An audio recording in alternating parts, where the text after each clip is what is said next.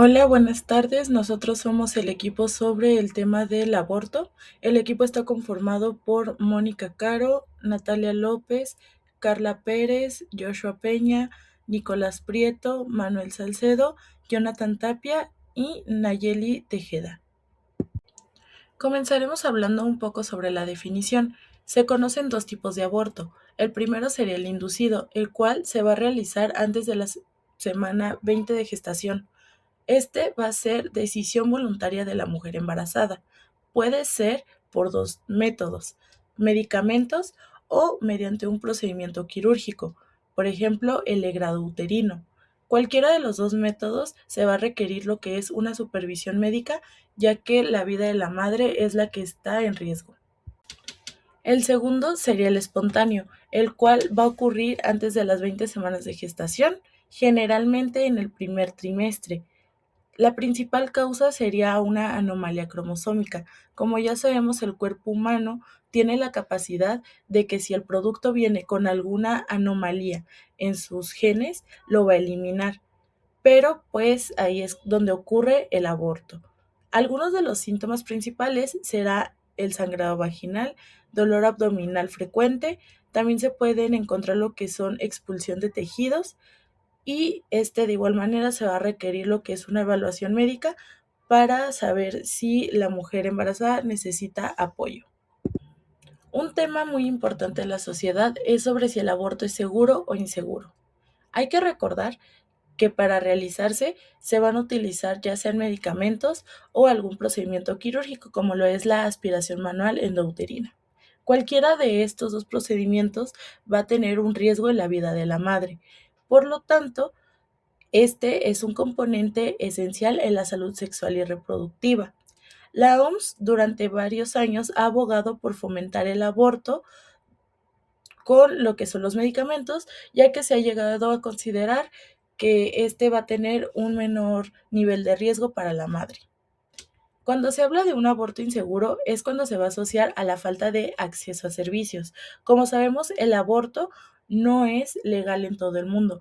Por lo tanto, en los lugares donde es ilegal, las mujeres que lo quieren realizar van a buscar lo que son los espacios clandestinos. Por lo tanto, ahí es donde va a ocurrir un aborto inseguro. ¿Por qué?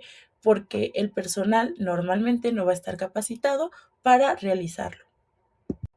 Ahora, enfocándonos en lo que es el aborto en México, desde septiembre de 2023, la SCJN resolvió unos puntos importantes, como lo son que no se puede criminalizar el aborto, mientras este se realice antes de las 12 semanas de gestación, ya que se considera que no es un ser vivo como tal.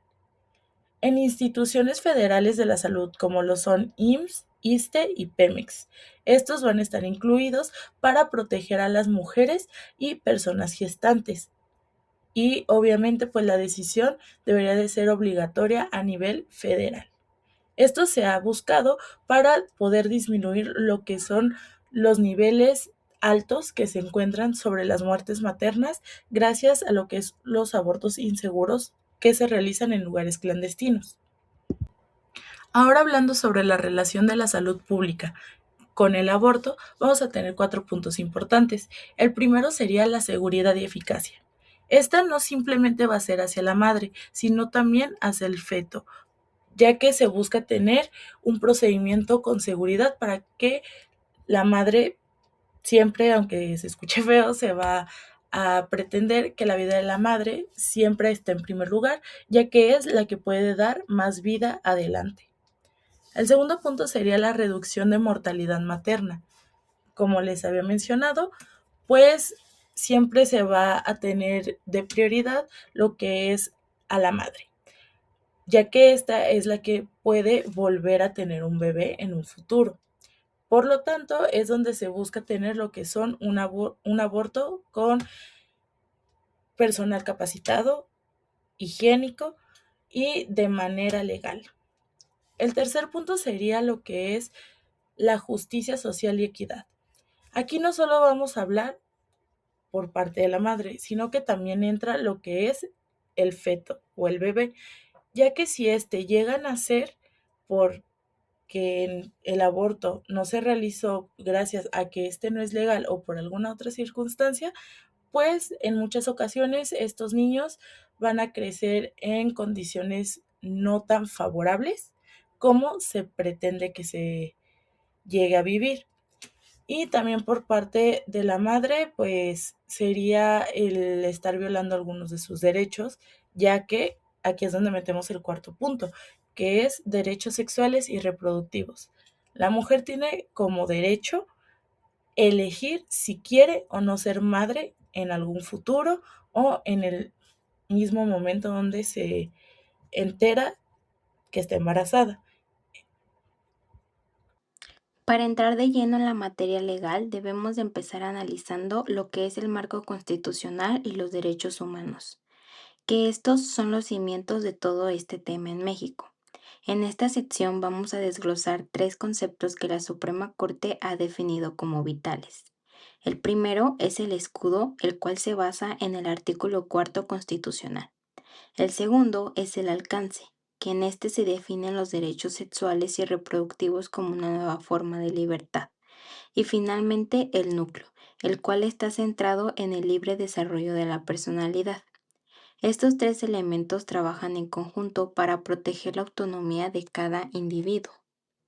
Profundizando en el escudo, como ya lo había mencionado anteriormente, en este nos referimos específicamente al artículo cuarto de nuestra Constitución. Este artículo es nuestra máxima protección legal, ya que en él se establece con total claridad que toda persona tiene derecho a decidir de manera libre, responsable e informada sobre el número y el espaciamiento de sus hijos. Esto no solamente nos habla de un derecho a la salud, sino que también nos habla de un derecho a la autodeterminación, que impide que el Estado o terceros impongan decisiones sobre la vida reproductiva de las personas. Con este escudo constitucional llegamos a la interpretación de la Corte derivada de la acción de inconstitucionalidad 148-2017. Este fallo es histórico porque consagra la autodeterminación reproductiva, en donde la Corte determina que el Estado no debe de intervenir de manera arbitraria en las decisiones reproductivas de la ciudadanía. Por el contrario, éste tiene la obligación de facilitar los medios necesarios para que este derecho sea efectivo. Con esto, se garantiza la igualdad sustantiva y se otorga una protección constitucional de la maternidad libre, asegurando que ésta siempre sea una elección y nunca una imposición. Continuando con el segundo criterio, el alcance, en este debemos de entender que la salud reproductiva implica mucho más que la ausencia de enfermedad. Significa tener la capacidad de disfrutar de una vida sexual satisfactoria y crucialmente la libertad para procrear o no. Este alcance nos garantiza el acceso a servicios médicos seguros y el derecho de cada persona a tomar estas decisiones sin ningún tipo de violencia. Pero para lograr que estos derechos sean reales, necesitamos de dos pilares fundamentales, el servicio y la información. El pilar del servicio exige que el Estado garantice, como ya se había mencionado, el acceso a un médico seguro y de calidad, así como la disponibilidad de métodos anticonceptivos seguros y modernos. Mientras tanto, el pilar de la información demanda que se brinde educación sexual y asesoramiento basado exclusivamente en datos científicos y sin prejuicios morales, permitiendo que la persona decida con total autonomía. Finalmente llegamos al tercer criterio, el núcleo de la protección jurídica, el libre desarrollo de la personalidad. Este concepto define el derecho de cada persona a elegir su propio destino y a que su proyecto de vida no sea alterado por mandatos estatales. En este contexto, la maternidad debe entenderse como una de las muchas facetas de la vida que solamente pueden hacer de una elección personal, pues convertirla en una obligación violenta la libertad y la autonomía del individuo. Este análisis nos lleva a un punto ético crucial, la dignidad humana, en donde la Corte ha señalado que forzar un embarazo cosifica a la mujer, tratándola como un simple objeto reproductivo e ignorando su capacidad racional y responsable. Este tipo de imposiciones son absolutamente incompatibles con el bienestar personal, y representan una violencia directa a la integridad y al proyecto de vida que cada persona tiene derecho a construir. Finalmente, todo este marco legal concluye en el fallo de la Corte 148-2017, que declara que prohibir el aborto de manera absoluta es inconstitucional. La resolución establece que el derecho penal no es la vía para castigar decisiones que pertenecen a la esfera más íntima del ser humano. La criminalización absoluta se considera una medida desproporcionada que suprime el derecho fundamental a elegir y por tanto no tiene cabida en un Estado que respete los derechos humanos. Continuando, vamos a abordar sobre el marco jurídico federal del aborto en México. La Constitución reconoce el derecho a la protección de la salud en el artículo cuarto, así como la libertad para decidir sobre la reproducción. Además, el artículo primero establece el principio de no discriminación y la protección de los derechos humanos. En 2021, la Suprema Corte de Justicia de la Nación declaró la inconstitucional la penalización absoluta del aborto, al considerar que vulnera la autonomía y los derechos fundamentales de las mujeres y personas gestantes. Esto establece que el análisis del aborto debe hacerse desde un enfoque de derechos humanos y salud pública. La Ley General de Salud es la norma que regula el derecho a la protección sanitaria en México. En ella se establecen los servicios de planificación familiar y salud reproductiva como parte de las obligaciones del Estado. ¿Esto qué significa? Que las instituciones públicas deben garantizar el acceso a servicios seguros y de calidad. Cuando la interrupción del embarazo es legal conforme a la legislación estatal, debe brindarse como un servicio médico adecuado y sin discriminación. Por lo tanto, el aborto también tiene una dimensión sanitaria, no solo penal. Los servicios de salud reproductiva incluyen acciones de prevención, orientación y atención médica relacionadas con la reproducción. Entre ellas se encuentra la planificación familiar, el acceso a métodos anticonceptivos y la atención prenatal. También contemplan la interrupción legal del embarazo cuando así lo permite la normativa local. Desde un enfoque de salud pública, estos servicios son fundamentales para reducir la mortalidad materna y prevenir abortos inseguros. Por ello, forman parte esencial del derecho a la salud reconocido constitucionalmente. La NOM 046 regula la atención en casos de violencia familiar y sexual. Esta norma permite la interrupción del embarazo en casos de violación sin necesidad de autorización judicial. Basta con la solicitud de la víctima bajo protesta de decir verdad. Esto garantiza una atención inmediata, confidencial y libre de revictimización dentro del sistema de salud. Ahora continuamos con el Código Penal de Jalisco sobre el aborto. Tenemos en esta diapositiva lo que se va a presentar con la definición legal del aborto según el Código Penal de Jalisco. Esta se va a entender como la muerte del producto de la concepción en cualquier momento de la gestación. Es importante mencionar que desde esta perspectiva legal se protege la vida desde la concepción, por eso el aborto se regula dentro del ámbito penal.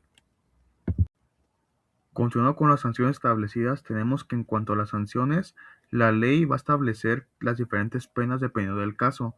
La mujer que consiente al aborto puede recibir prisión. La persona que va a practicar el aborto con consentimiento puede recibir de 1 a 3 años de prisión. Si el aborto se realiza sin consentimiento de la mujer, la pena va a aumentar de 3 a 6 años. Además, cuando participa personal de salud, también puede haber suspensión del ejercicio profesional. Esto va a demostrar que la ley diferencia entre el consentimiento, la participación de terceros y la responsabilidad del personal médico. Bueno, pero también vamos a contar con unas causas excluyentes. Ahora, aunque el aborto ya está más regulado como delito, existen causales en las que no se sanciona. Una de ellas va a ser cuando el embarazo es producto de una violación. En este caso específico, no se va a requerir la autorización judicial. También se contempla cuando existe el riesgo de muerte para la mujer, es decir, como cuando no va a poder continuar el embarazo, ya que va a poner en riesgo la vida de la madre. Otra causal es el aborto imprudencial, el cual va a ocurrir por causas no intencionales, En Jalisco no se contempla de forma general la interrupción voluntaria del embarazo hasta cierto número de semanas, como sucede en otras entidades. Y ya como conclusión en esta parte del Código Penal, tenemos que el aborto en Jalisco se va a abordar desde una perspectiva legal y penal, pero también tenemos las excepciones importantes para proteger a la mujer en situaciones como la violación, el riesgo de muerte o eventos no intencionales.